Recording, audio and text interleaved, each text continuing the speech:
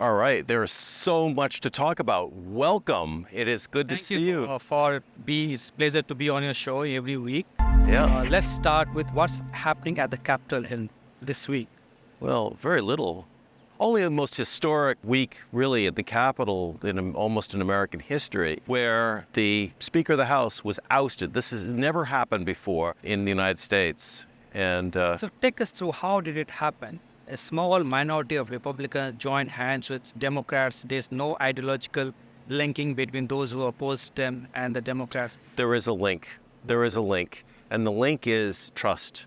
You know, we always think that the Washington, D.C. is a city of liars and prognosticators and da-da-da.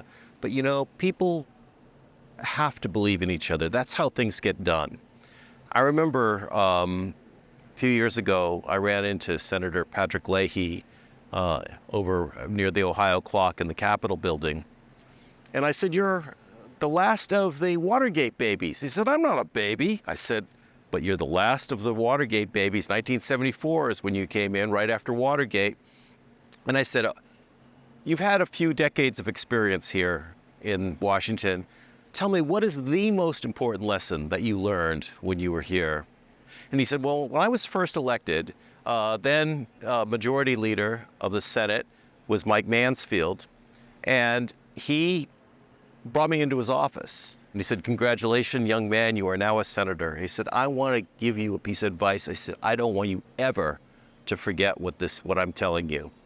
He said, 'You're going to be called in by caucus members, by people in opposing party, from lobbyists, from constituents, whomever. And if you make a deal with them in private," he said, "you keep to your word no matter what." He said, "Your word is your currency. And if you lose that because you say one thing to one person and then one thing to another, you have no credibility here on the Capitol." And that was in 1974 that Majority Leader Mansfield said that. And I would say Speaker Kevin McCarthy was kicked out of the House. he didn't follow Mansfield's rule, which was, when you agree to something, stick to it. What did he Former leader McCarthy made several promises that he broke, explicitly broke. What are the Well, for instance, here at the White House, he made a deal with President Biden on the budget and said, you know, well, I will continue the budget. I will continue to go forward with things. And then come just this last few weeks, McCarthy just threw that all up in the air and said, no, I was going to go with the more right-wing elements of his coalition, that he was going to just abandon that. Over and over again, McCarthy, many people say this from both sides, that he never kept to his word on things. And I believe that had Speaker McCarthy made a deal with a few Democrats to say, look, what can I give you? What can I do? He would have remained Speaker. But there was hubris and there was arrogance, and he lied to people. And on Sunday, he went to Face the Nation and lied about Democrats having somewhat held up the budget bill. It was an explicit lie. And Hakeem Jeffries, the House Minority Leader, showed that to his caucus before Democrats went out to vote, to show that McCarthy would say anything in order to stay Speaker. But if that's the case, he still had 210 votes, and he lost. The opponents were 216. Right. Thing is that even though news and prognosticators say that we're a divided country and that people go one way and go another, look, last time with the budget deal, it was mostly Democrats that voted for the budget deal. Yes, it pissed off the hard right Republicans, but you know what? The Senate Republicans agreed with the House Democrats to keep the government running. The thing is that what McCarthy never learned is that you've got to work across the aisle. You've got to work on both sides. And here's the thing. and that is he didn't even negotiate with his own people. He could have gone to them and been truthful and say, look, I cannot do what you're asking me. The Senate is run by Democrats. I will not be able to give you. What else can I do for you? But McCarthy doesn't know how to legislate. He knows how to fundraise. He's one of the most effective fundraisers that Republicans have ever had. But he doesn't know how to govern. And you only have to look at his predecessor, Nancy Pelosi, who had an equally thin margin, and also a rebellious caucus with the squad. I mean, they performed walk-ins in her office, and yet she held her coalition together by working with people. Now that the history is made in the Congress, right? Historical event. Yes, it is. Now, what next? What happens from? We don't know. Who will be the next speaker? We don't know, but President Trump? No, because there's a law. There's a rule, actually. I don't know if it's a law, but it's a rule in the House that nobody who is accused of a felony can actually hold speakership. So despite some move by some place, some people, it's not going to happen. No non-starter. Not going to happen. Thing is that who are the other? Well, we've got, of course, Jim Jordan, who is a vehement Trump supporter. Trump, I think, has expressed his support. Yeah, he has. There are a few others. Of course, there's the Steve Scalise.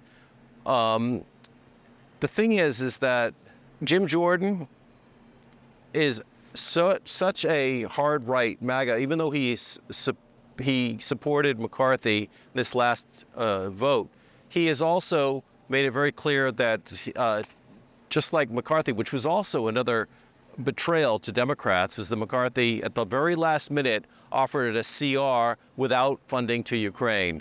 And Democrats were just enraged. They knew that they had to vote for this because they needed to keep the government open, but at the same time, McCarthy betrayed them in that sense. That's why McCarthy didn't get one vote from Democrats, was because of that and his interview with McBrennan. And so all the drama that's happening within the GOP, I think President Biden is having his laugh. He's enjoying the melody. No, he's not. He's not? No, because President Biden believes in governing. He believes in governance.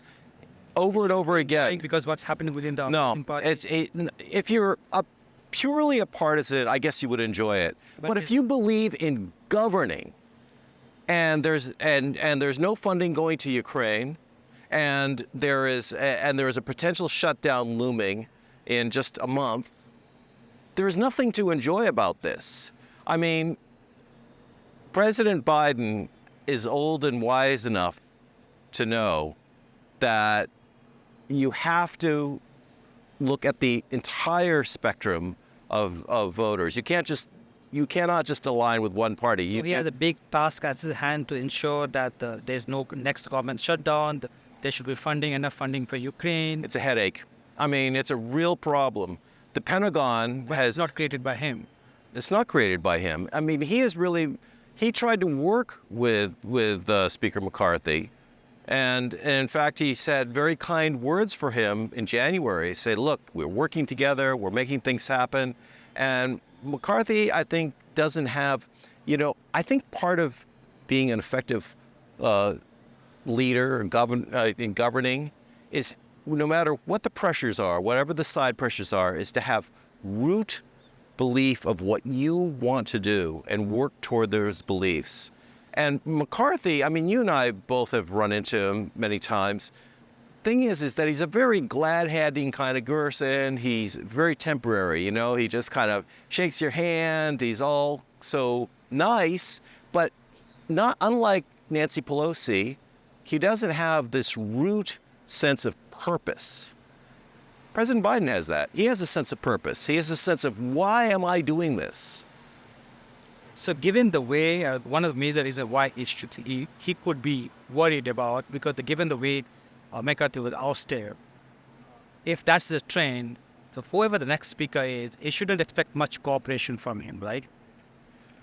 Well, it depends. I mean, if you get a person who is reasonable, who understands that you're never going to get all that you want. In fact, that's part of President Biden's latest campaign commercial. Is I'm not going to get everything you want. I'm going to get something. I'm going to work toward things, but I'm going to work with the other side. So he wants to make sure that it's all working. It's critically important that the government stay operating and that we have our debates, but they're within a framework of ideas and rules and norms and regulations, whatever we have. But if at the moment you say, well, I'm just going to blow everything up and just break it, well, that's not governing. All that is grandstanding. And I have a theory as to why these grandstanders like Matt Gaetz and Marjorie Taylor Greene do what they do, and that is social media, is that they get a tremendous amount of money coming in when they say the most outrageous things on social media.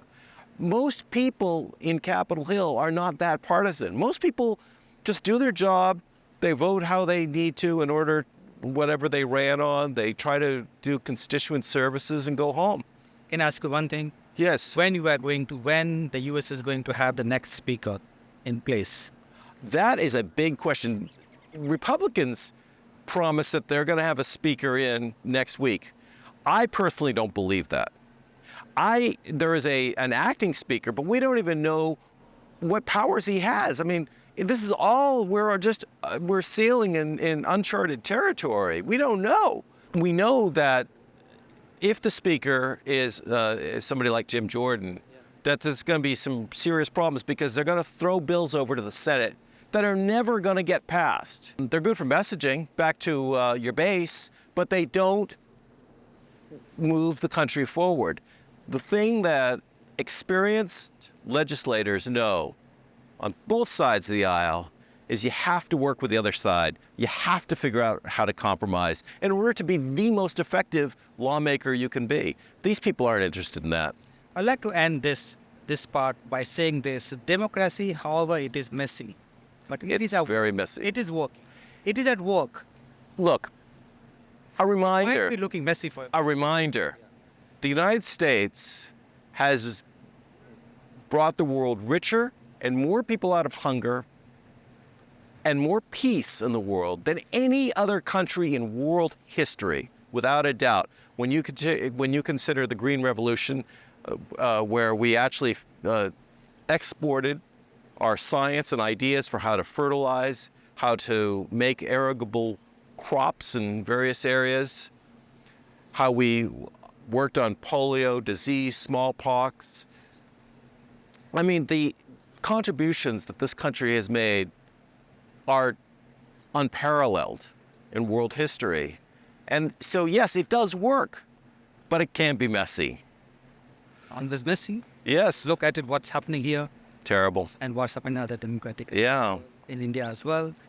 Yeah, look, what can we say? I mean, But I think this is still the best form of governance. People enjoy it. You get an opportunity to express your views.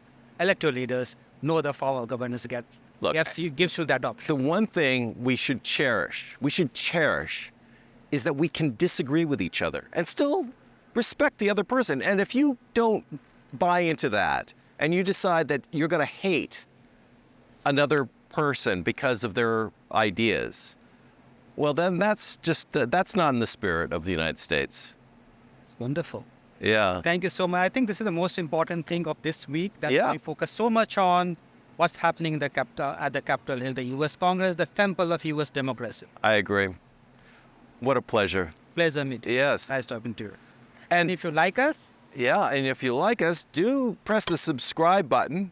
And also, if you look under Lalit here, you look for the last Friday Roundup show.